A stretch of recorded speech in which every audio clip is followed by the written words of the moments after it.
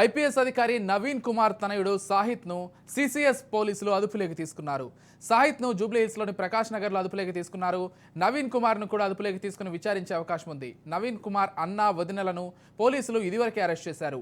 IPS అధికారి నవీన్ కుమార్ మాజీ IAS Banwarlal మధ్య గత కొన్ని రోజులుగా వివాదం కొనసాగుతోంది. నవీన్ కుమార్ తన ఇంటిని కబ్జా చేసేందుకు ప్రయత్నిస్తున్నాడని బన్వర్లాల్ గతంలో సిసిఎస్ పోలీసులకు ఫిర్యాదు చేశారు.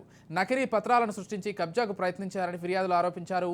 ఈ క్రమంలో 41A కింద నోటీసులు ఇచ్చి సిసిఎస్ పోలీసులు నవీన్ కుమార్ను విచారించారు. ఈ వివాదం సమయంలోనే నవీన్ కుమార్ తాను ఉంటోన్న బన్వర్లాల్ ఇంటిని ఖాళీ చేసి వెళ్లిపోయారు. తాజాగా సాహిత్ను అరెస్ట్ చేశారు.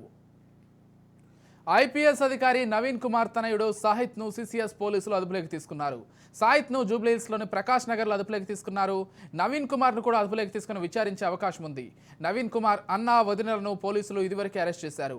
ఐపీఎస్ అధికారి నవీన్ కుమార్ మాజీ ఐఏఎస్ బన్వర్లాల్ మధ్య గత కొన్ని రోజులుగా వివాదం సాగుతోంది. ఇక నవీన్ కుమార్ తన ఇంటిని కబ్జా చేసేందుకు ప్రయత్నిస్తున్నారని బన్వర్లాల్ గతంలో సిసిఎస్ పోలీసులకు ఫిర్యాదు చేశారు.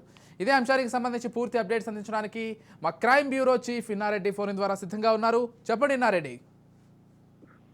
విజయ్, మాజీ ఐఏఎస్ ఆఫీసర్ బన్వర్లాల్ ఇల్లును కబ్జా చేసేందుకు నకిలీ డాక్యుమెంట్స్ విస్తరించారన్న ఆరోపణల మీద గతంలోనే ఎఫ్ఐఆర్ నమోదైంది ఐపీఎస్ ఆఫీసర్ నవీన్ మీద. అయితే దీనికి సంబంధించి గతంలో ఒకసారి విచారించారు.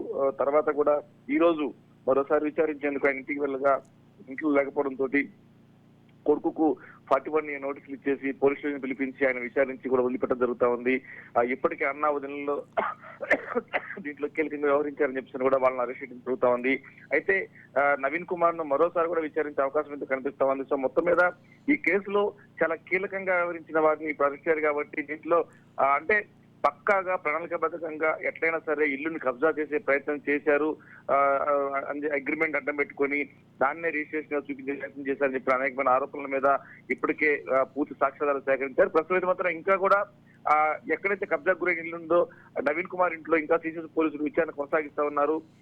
దీనికి సంబంధించి నవీన్ కుమార్ కొడుకును విచారించి వదిలేసిన తర్వాత కూడా ఇంకా కొన్ని కీలకమైన డాక్యుమెంట్లు ఉన్నాయని చెప్పేసి ఆ నేపథ్యంలోనే ప్రస్తుతం ఇంట్లో తనిఖీలు కొనసాగుతా ఉన్నాయి.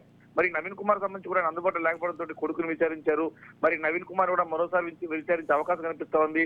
మీడియాలో ఒకసారిగా ఆయన అరెస్ట్ అయ్యారని చెప్పేసి ఆరోపణలు వచ్చినప్పుడు కూడా పోలీసులు క్లారిటీ ఇచ్చారు. నవీన్ కుమార్ అందుబాటులో లేకపోతే కొడుకు 41 నోటీసులు ఇచ్చేసి విచారణ చేసి వదిలిపెట్టాము. ఇంకా సిసిఎస్ పోలీసులు మాత్రం నవీన్ కుమార్ ఇంకో తనిఖీలు కొనసాగిస్తా ఉన్నారు. Vijay, right, thank you Inna Reddy.